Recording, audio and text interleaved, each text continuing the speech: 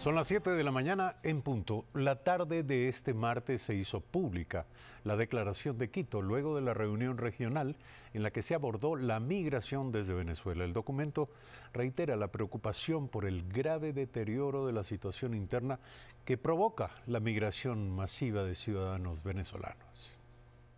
Con la declaración de Quito finalizó este martes la reunión regional impulsada por el Ecuador para discutir soluciones frente a la inusitada migración desde Venezuela.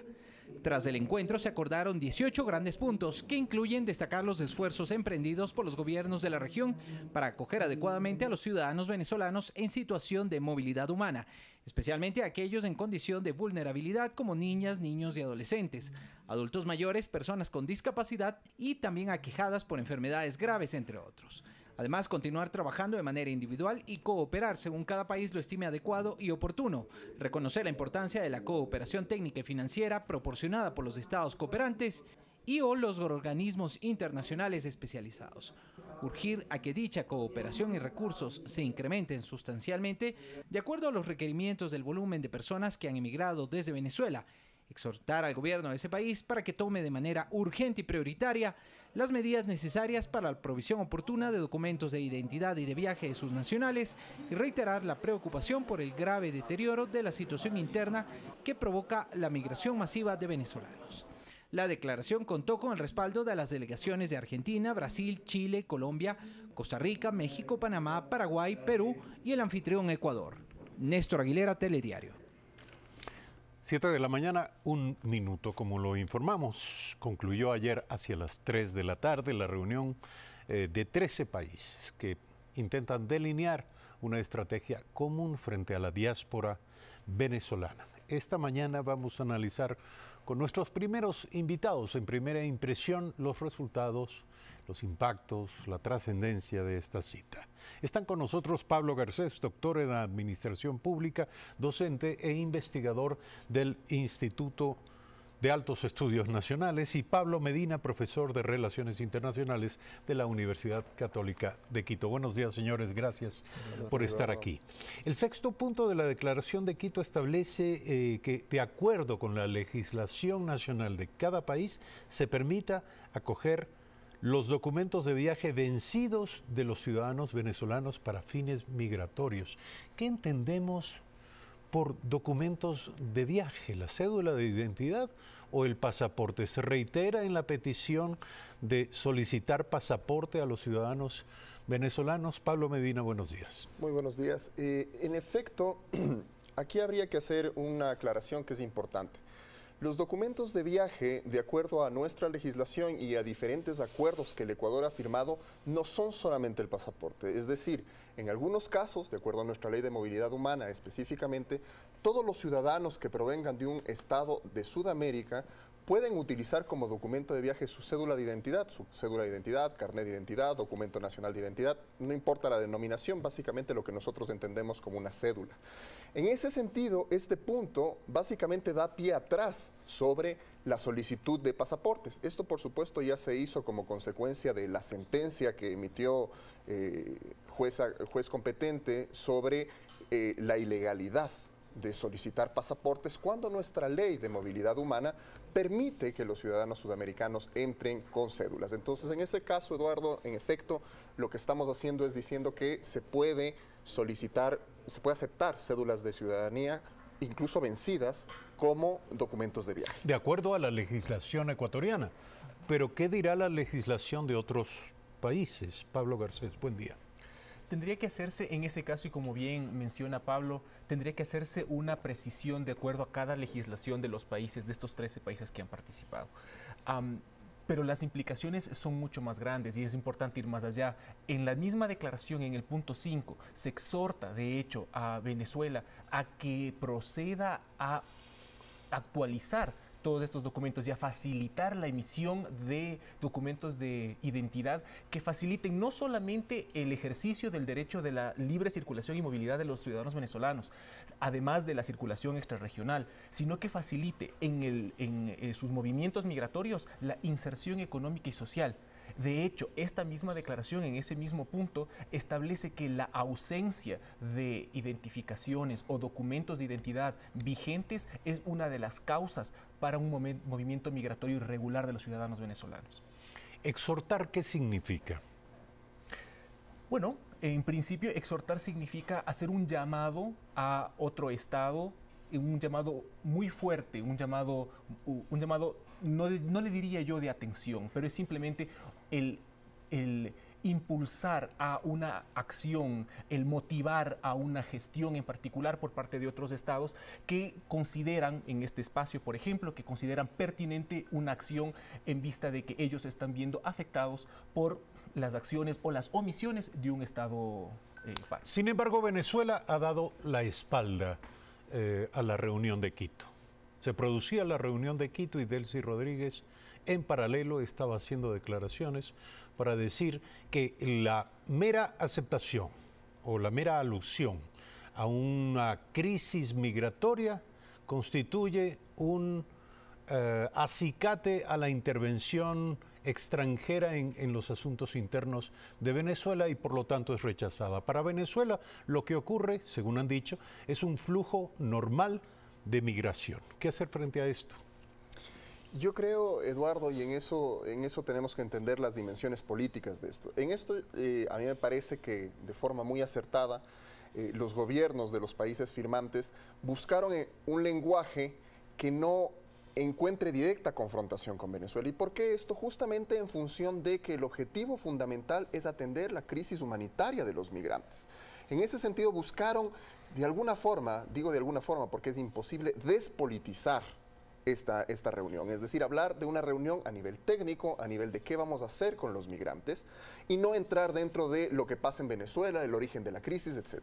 Si uno se fija, incluso en el punto referente a Venezuela, ellos hablan de un grave deterioro de la situación venezolana sin hablar necesariamente de responsables, es decir, no están diciendo es el gobierno de Venezuela el culpable, no, simplemente están hablando de una crisis dentro de Venezuela que impulsa toda esta migración. En ese sentido, si bien estos países se han cuidado en el lenguaje utilizado, Venezuela siempre va a defender que dentro de su territorio no hay un problema humanitario. Esto de hablar de un flujo migratorio normal, estamos hablando de más de 2,5 millones de habitantes que han migrado. Eso no es, bajo ningún concepto estadístico, un flujo normal. Es decir, está muy por fuera de un flujo normal. Ahora, si vemos, dentro de esta misma lógica política, Bolivia se niega a firmar esta declaración al final y la principal razón por la que Bolivia hace eso es justamente por este punto. Esto no lo sabemos oficialmente, pero lo podemos intuir. Es el punto en el que habla de la seria degradación de la situación venezolana. Entonces, Venezuela se encuentra en un problema político, porque por una parte la migración le sirve como válvula de escape, porque de alguna forma la gente que sale deja de ser gente que reclama dentro de Venezuela. Claro, disminuye la presión. Disminuye la presión, pero por otra parte no puede admitir que se están yendo por una crisis. Entonces Venezuela dice, todo está bien aquí, que se vayan, pero ojo, yo les puedo traer si quieren volver, entonces propone este corredor aéreo para los venezolanos que quieran retornar, pero venezolanos que van a retornar, ¿a qué condiciones? Eso no queda claro. Entonces Venezuela tiene este juego político que finalmente es político, pero en la práctica, y yo creo que en esto las estadísticas y los números nos muestran que no estamos hablando de flujos migratorios normales y que ese exceso en el flujo migratorio da cuenta de una crisis dentro de Venezuela. Ahora, estamos muy lejos de que se apruebe un sistema de cuotas para la recepción de ciudadanos venezolanos. La declaración en principio deja buen criterio de, digamos, más que a buen criterio, deja a la aplicación de la legislación de cada país la admisión de ciudadanos venezolanos, pero no constituye ni una invitación ni una clara corresponsabilidad respecto de la recepción o acogida de ese enorme flujo de ciudadanos venezolanos. ¿Qué tan lejos estamos de una verdadera corresponsabilidad internacional en la materia, Pablo Garcés? Yo creo que este es un primer paso. Esta declaración ciertamente, como acertadamente menciona Pablo, efectivamente, ya establece cierto lenguaje, un lenguaje muy prudente, pero también un lenguaje interesante. El punto 16 de la declaración, de hecho, se refiere a esta como una crisis migratoria de naturaleza humanitaria, de carácter humanitario, ya envía un mensaje, y un mensaje claro de la posición que están asumiendo estos países, los países suscritos o que suscriben esta declaración. Este ciertamente es un paso en la dirección correcta y, como bien mencionas, Eduardo, quizás el siguiente podría ser una consideración de políticas un poco más claras, como la política de cuotas, que en algunos espacios se ha venido mencionando y se ha venido insistiendo como una de las probables soluciones que puedan dar cierto margen de maniobra y que puedan, dentro de las legislaciones y dentro de las capacidades de los distintos estados, proveer ciertas garantías para los ciudadanos venezolanos que efectivamente lleguen a pasar las fronteras. Cuándo efectivamente se tomarán estas medidas y si es que se tomarán medidas como las de cuotas, creo que tendremos que esperar a los acontecimientos de las próximas semanas, pero con mayor seguridad sería en la segunda semana de noviembre, cuando se ha convocado la siguiente reunión, igualmente aquí en la ciudad de Quito. Ahora, entre esta fecha y la reunión de noviembre, va a ocurrir una reunión en Colombia. El gobierno de Colombia está convocando una reunión en Bogotá para tratar el tema del financiamiento internacional en apoyo, en respaldo a los países, a los principales países receptores de la corriente migratoria venezolana, Colombia, Ecuador y Perú, evidentemente. Hay una cierta disputa, una cierta competencia respecto del liderazgo de quién debe concitar, quién debe liderar en principio estos procesos y luego quién debe de alguna manera encabezar estas iniciativas. En principio yo creo que no hay una competencia. A ver, en esto hay que ser claros, la crisis nos afecta principalmente a Colombia, Ecuador y Perú, y no creo que exista necesariamente una competencia. Yo creo que es más, es positivo que otros países como Colombia, Perú u otros asuman el reto y asuman la posta dentro de esta lógica de enfrentar la crisis. El tema del financiamiento es fundamental, porque necesitamos, yo me atrevería a dividirlo en dos fases.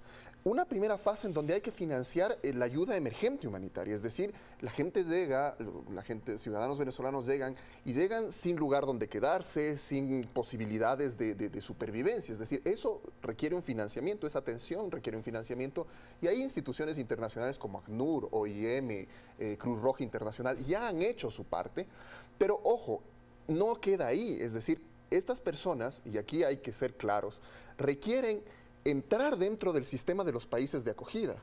El primer paso es la regularización, es decir, mantener a estas personas por fuera de una regularización migratoria los arroja a redes de trata, tráfico, a una precarización en lo laboral. Entonces, el primer paso es la regularización, pero después de eso, las políticas públicas que tiene que asumir cada país para la integración de estas personas, por supuesto, también requieren apoyo internacional. Entonces, yo creo que en estas dos fases Colombia hace bien en convocar, pero claro, yo creo que hasta noviembre vamos a llegar con una observación de los acuerdos a los que se ha llegado hasta ahora, que eso es importante, pero se requiere ir más allá. Y en eso la declaración también hace un llamado, bueno, a los dos sistemas de integración más grandes del continente, a la CAN y al Mercosur, y dentro de esos hay foros. El Foro Migratorio Mercosur, por ejemplo, es uno de los más importantes, considerando que el principal sistema de visas y de posibilidad de movilidad dentro de la región está amparado dentro de un acuerdo de Mercosur al cual el resto de países sudamericanos nos hemos asociado. Entonces, hay espacios en donde se puede ir avanzando de forma técnica también. Lo ideal sería llegar a un sistema de cuotas, a un sistema de responsabilidad compartida. Hay espacios, pero por supuesto, en esto coincido completamente con Pablo, este es un primer paso. Lo primero era poder sentarse en la mesa y decir, sí, es un problema, sí, nos afecta a todos y sí tenemos que avanzar en esto. La señora Federica Mogherini, la canciller de la Unión Europea, virtualmente es la alta representante de la Unión Europea para Asuntos Exteriores y de Seguridad, ya ha puesto el tema de Venezuela en la agenda de Europa y lo ha señalado como el principal problema que Europa debe contribuir a afrontar y considerar como un problema que convoca a la corresponsabilidad internacional. Esto significa que Europa podría comenzar a generar, evidentemente, o ser una fuente de financiamiento para este tipo de programas. Pero ¿cuál debe ser la conformación? ¿Cuáles son los organismos que deben estar integrados en este enfoque de corresponsabilidad internacional a partir de la reunión de Quito? Existen algunos mecanismos, Eduardo, y aquí es importante recalcar el tema de la corresponsabilidad de la que hablábamos hace un minuto. La Declaración de Quito, desde luego, hace un llamado, invita a los países de la región a unar esfuerzos, a continuar con los esfuerzos que se han venido llevando a cabo, pero adicionalmente a recurrir a mecanismos como la OEA y la misma OIM para precautelar los derechos de los ciudadanos venezolanos que se encuentran en situación de movilidad humana. Adicionalmente, hay otros espacios, como mencionaba hace un momento Pablo, desde luego se ha llamado a la CAN y al Mercosur para fortalecer los mecanismos internos que dentro de estos mecanismos de integración se puedan implementar, pero adicionalmente se mencionan también la conferencia regional, la Conferencia Regional de Migraciones y también la Conferencia Suramericana de Migraciones, que pueden ser otros espacios adicionales en donde se puede avanzar estos temas de manera regional. La mención que hace la representante de Europa en el Ecuador, desde luego, refleja una posición de algo que ellos están viviendo y han vivido en los últimos años. Las Naciones Unidas, la semana pasada nada más, mencionaba y hacía un símil muy importante, que yo creo que es muy decidor en esta situación. Decía que la situación de Venezuela está próxima a alcanzar los niveles de la situación de los migrantes, de los refugiados en Europa en el año 2015. Que se haga esa analogía nos da la medida de la dimensión que está teniendo esta situación en la región y, desde luego, la representante europea ciertamente recoge de alguna manera esta preocupación. Europa puede volverse un aliado estratégico y no solamente Europa, sino desde luego en este camino las Naciones Unidas, ACNUR y los organismos multilaterales pueden tener una importante incidencia, no solamente a nivel político como foros de discusión y de toma de decisión, sino también dentro de este importante aspecto que mencionábamos hace un minuto, el tema del financiamiento. Pero a pesar del reconocimiento de la dimensión humanitaria del problema, se dio el rechazo de Bolivia a la suscripción del acuerdo, casi en consonancia o en acuerdo implícito pues con la posición de Venezuela. Recordemos que los países que suscribieron la Declaración de Quito son Argentina, Brasil, Ecuador, Costa Rica, Colombia, Chile, México, Panamá, Paraguay, Perú y Uruguay. La delegación de Bolivia se abstuvo y el delegado de República Dominicana no pudo suscribir por razones de salud. Finalmente fueron 11 los países que suscribieron la Declaración de Quito. A pesar del reconocimiento de la dimensión humanitaria del problema, Bolivia se abstiene. ¿Esto qué implica? Porque, como se decía hace un instante, es muy difícil disociar el aspecto político. Pero la abstención de Bolivia y la posición de Venezuela llevan esto a un terreno político. Yo les pregunto, ¿qué tan próximo está la influencia de otros mecanismos que hace no mucho se habían integrado alrededor del tema de venezolano, no para atender un problema humanitario como este que estamos enfrentando actualmente, sino para tratar de proponer una coalición internacional que cerque y aísle al gobierno venezolano?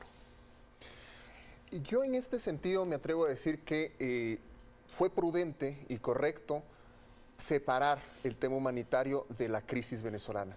No son separables en su naturaleza, pero en su tratamiento fue quizá lo más adecuado. ¿Por qué?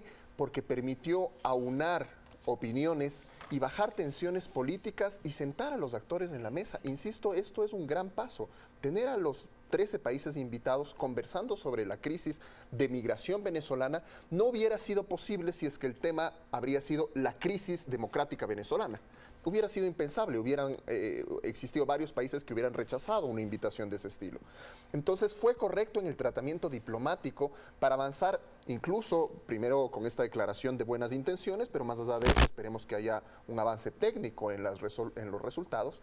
Pero claro, como digo, la crisis migratoria tiene un origen y ese origen es político. El poder avanzar en una coalición internacional, en una visión política conjunta de ello, requiere muchos más esfuerzos. ¿Por qué? Porque en eso cada país adopta una postura de acuerdo a sus intereses nacionales. En esto no podemos ser ingenuos. Cada país está calculando hasta dónde va, tanto en política exterior como dentro de su política interna. Para el Ecuador, por ejemplo, es un caso complejo. El Ecuador, hasta hace no muchos meses atrás, defendía el que en Venezuela no ocurría, no era tan grave la crisis, por decirlo en términos más simples. Ahora estamos alejándonos de ese discurso, pero entonces para el mismo Ecuador era complejo, y es complejo posicionarse frente a, por ejemplo, el Grupo de Lima, que abiertamente hablaba de una crisis democrática. ¿Por qué esto no se trata en el seno de la OEA? Porque la OEA es otro organismo en donde se ha politizado esto, y al politizarse, en la OEA también resulta complejo avanzar en la crisis humanitaria. No sé si logro hacer un punto aquí. Para poder avanzar en la crisis humanitaria, que es lo urgente, necesitábamos no empezar a pelearnos por qué opinamos sobre la crisis democrática en Venezuela. Eso fue lo que hizo el Ecuador. De ahí, unir de nuevo esos temas puede resultar complejo y puede ser perjudicial para los ciudadanos venezolanos. Un comentario final sobre el mismo tema, Pablo Garcés. En efecto, nada más reiterar que la declaración de Quito es una declaración extraordinariamente prudente. Si es que revisamos el punto 13 de la declaración, se habla de la preocupación que tienen los estados con respecto a la deteriorada situación que ocasiona esta migración de ciudadanos venezolanos. Pero interesantemente, en ese punto no se menciona ni siquiera literalmente al país de Venezuela. Esto, una vez más, nos da la medida de lo que precisamente mencionaba hace un momento Pablo. El lenguaje es muy prudente y el tema fue tratado estrictamente como una crisis humanitaria de la migración venezolana. Esto era necesario, esto era indispensable, porque este primer paso que se dio, que es un gran paso, recordemos, en la física, Eduardo, es mucho más difícil dar movimiento a un cuerpo estático que mantener a un cuerpo en movimiento. Y yo creo que con esto efectivamente estamos haciendo eso. A un cuerpo que se encontraba estático le estamos dando movimiento, ha tenido tracción este tema, y gracias a la declaración de Quito podemos ahora avisorar el tratamiento de este tema en otros espacios, incluyendo inclusive el espacio de la Organización de Estados Americanos, en donde se reunirán el día de hoy y presumiblemente tocarán este tema. Pablo Garcés, doctor en Administración Pública, docente e investigador del IAEN, y Pablo Medina, profesor de Relaciones Internacionales de la Universidad Católica de Quito. Gracias, caballeros, por estar esta mañana aquí y ayudarnos a analizar el resultado y el impacto de la reunión y de la declaración de Quito. Vamos a hacer un corte. Cuando regresemos, estaremos dialogando desde la ciudad de Guayaquil con Jimmy Jairala.